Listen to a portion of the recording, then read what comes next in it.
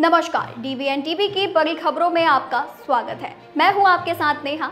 आज हम इस बुलेटिन में देखेंगे कांग्रेस के बीजेपी आरएसएस से लड़ने के रोड मैप को, जानेंगे आरोपी तहब्बुर राणा की भारत वापसी पर कांग्रेस क्यों कर रही पीएम मोदी से माफी की मांग, बात करेंगे नीतीश कुमार को डिप्टी पीएम बनाने की क्यों उठ रही मांग, जानेंगे मोहम्मद यूनुस के बड़बोलेपन में भारत ने दिया कैसा जवाब, देखेंगे वक्फ कानून पर विपक्ष को मुंहतोड़ जवाब देने की बीजेपी की तैयारी को, और बुलेटिन के आखिर में देखेंगे कि इस बार के बिहार चुनाव में होगी किन खास लोगों की एंट्री। लेकिन इन सभी खबरों से पहले एक नजर आज की कुछ हेडलाइंस पर।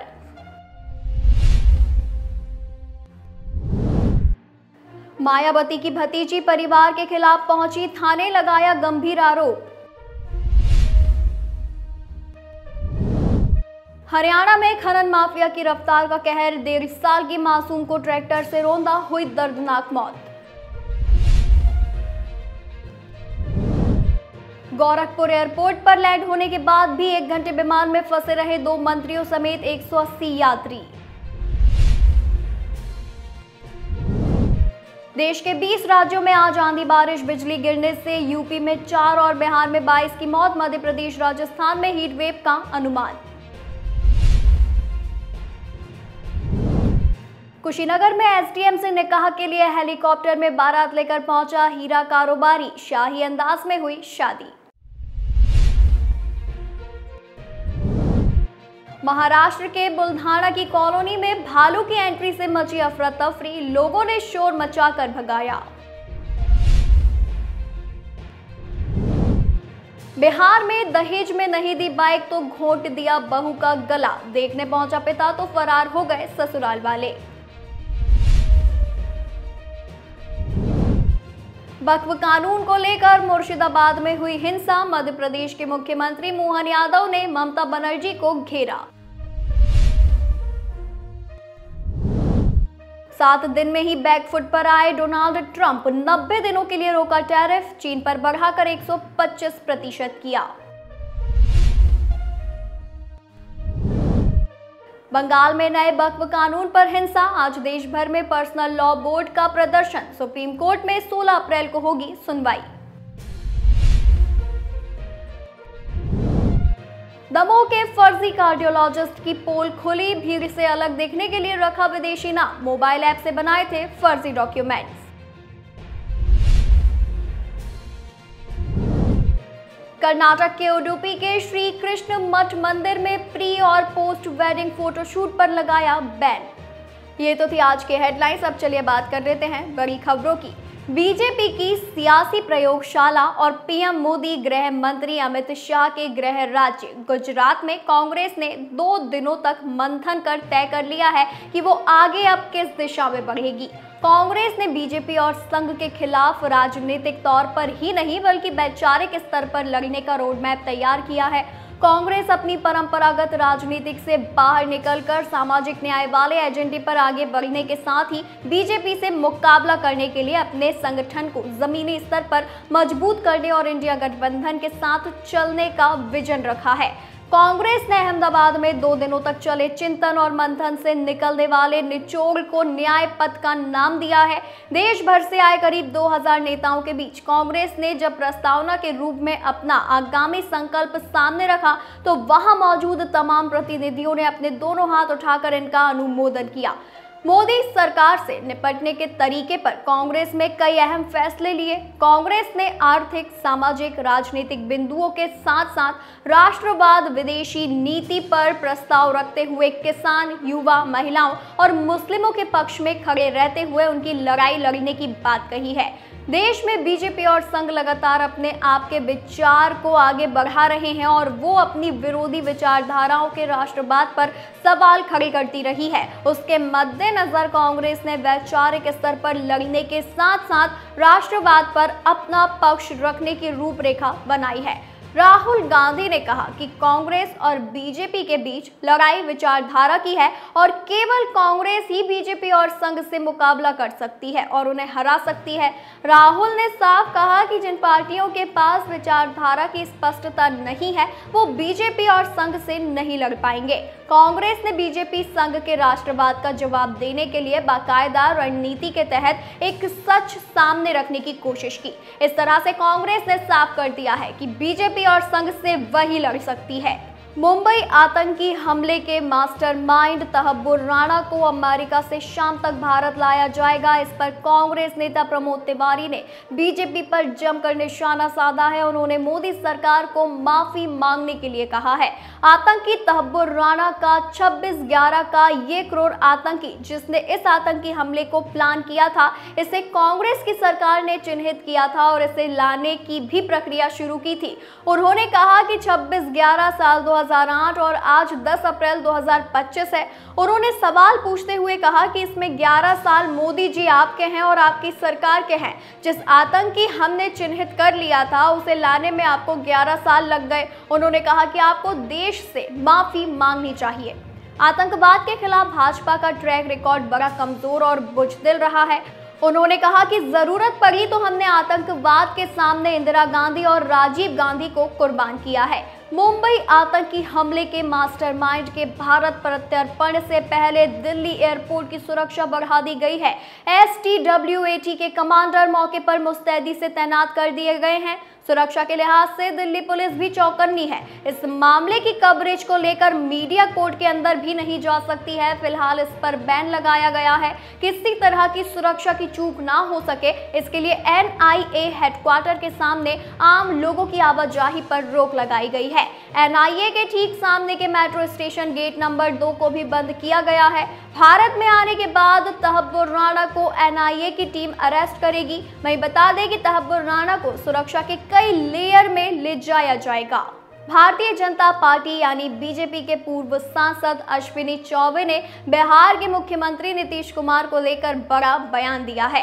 बक्सर के पूर्व सांसद अश्विनी चौबे ने कहा कि नीतीश डिप्टी PM पद के योग्य हैं। अश्विनी चौबे ने कहा कि जिस तरह से नीतीश कुमार प्रधानमंत्री नरेंद्र मोदी के कंधे से कंधे मिलाकर चल रहे हैं उनको उप प्रधानमंत्री बना देना चाहिए। उन्होंने कहा कि नीतीश कुमार प्रधानमंत्री बन जाते हैं तो बिहार का विकास होगा और जगजीवन राम के बाद बिहार से दूसरा उप प्रधानमंत्री भी मिलेगा।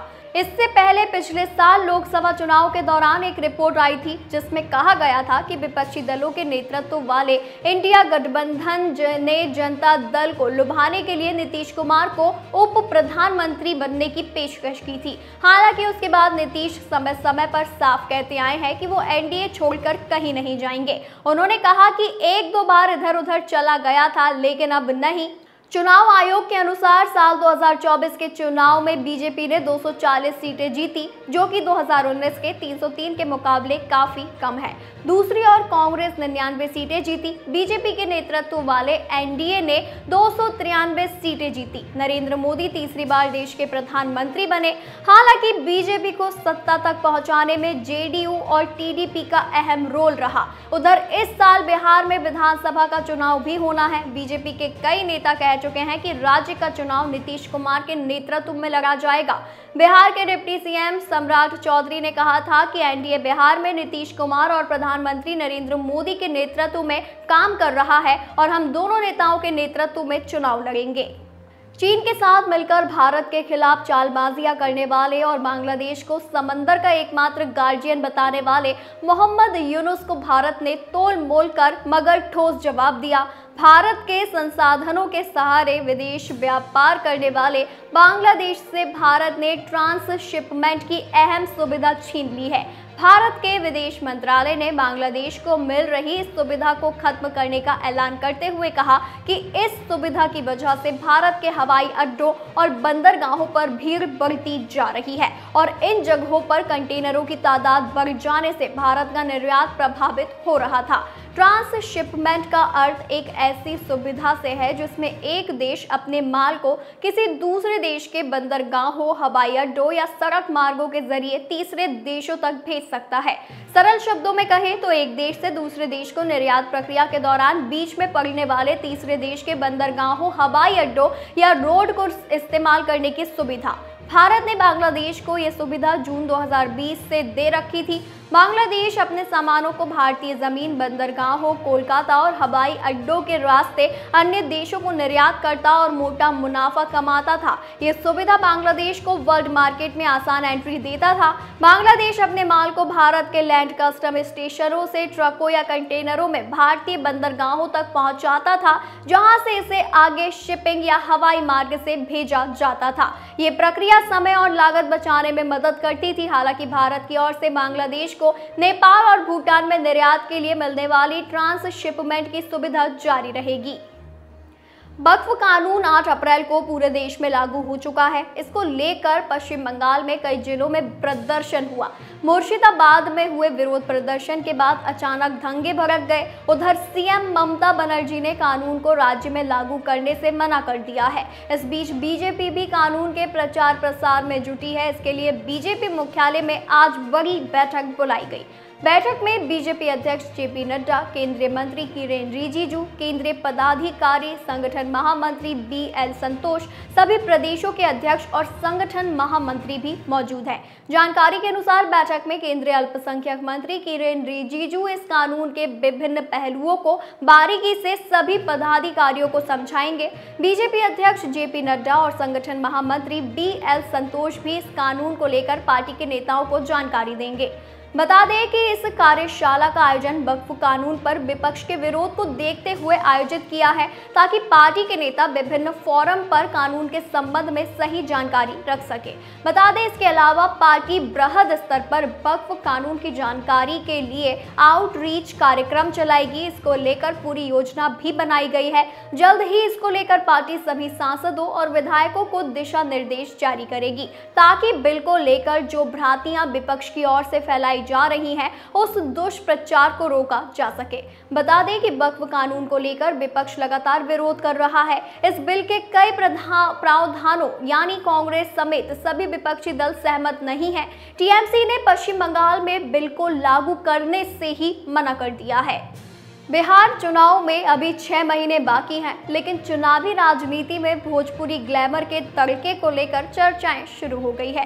भोजपुरी सिनेमा जगत के पावर स्टार पवन सिंह, राधेश्याम रसिया ने विधानसभा चुनाव लड़ने का ऐलान कर दिया है, तो वहीं रितेश पांडे और खेसारी लाल यादव भी राजनीतिक रूप से सक्रिय होते नजर आ रहे हैं। तो वहीं चौथी बार विधानसभा पहुंचने के लिए विनय बिहारी का मैदान में उतरना भी तय माना जा रहा है। भोजपुरी के कौन कौन से सितारे इस बार के बिहार चुनाव में अपनी किस्मत आजमाते नजर आ सकते हैं, चलिए एक नजर डालते हैं। भोजपुरी के power star Pawan Singh BJP की बिहार प्रदेश कार्यकारिणी के सदस्य रह चुके हैं।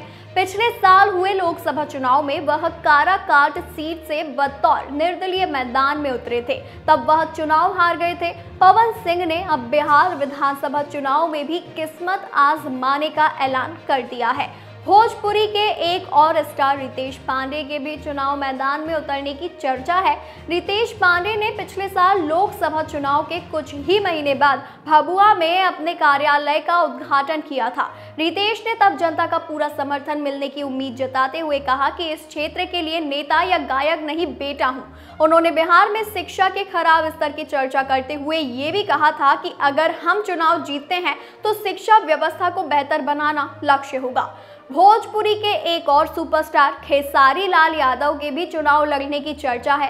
खेसारी ने इसे लेकर अभी कोई ऐलान तो नहीं किया है। पिछले दिनों समाजवादी पार्टी के प्रमुख अखिलेश यादव के साथ उनकी मुलाकात हुई थी। इस मुलाकात के बाद सपा की ओर से ये कहा गया था कि खेसारी साल 2027 के चुनाव में पार्टी की मदद करेंगे। बिहार विधानसभा चुनाव में इस बार कई और भोजपुरी सितारे मैदान में किस्मत आजमाते नजर आ सकते हैं। गायक गुंजन सिंह ने लोकसभा चुनाव में नवादा सीट से बतौर निर्दलीय ताल ठोक दी थी। गुंजन के भी बीजेपी के टिकट पर विधानसभा चुनाव लड़ने की चर्चा है। चर्चा नेहा सिंह राठौर की भी है। कौन किस सीट से किस पार्टी से चुनाव लड़ता है और किसके नाम की चर्चा महज कयास साबित होगी, ये देखने वाली बात होगी। ये तो थी आज की हमारी कुछ खास और बड़ी खबरें। ऐसी ही जानकारी के लिए देखते रहिए DVN TV न्यूज़।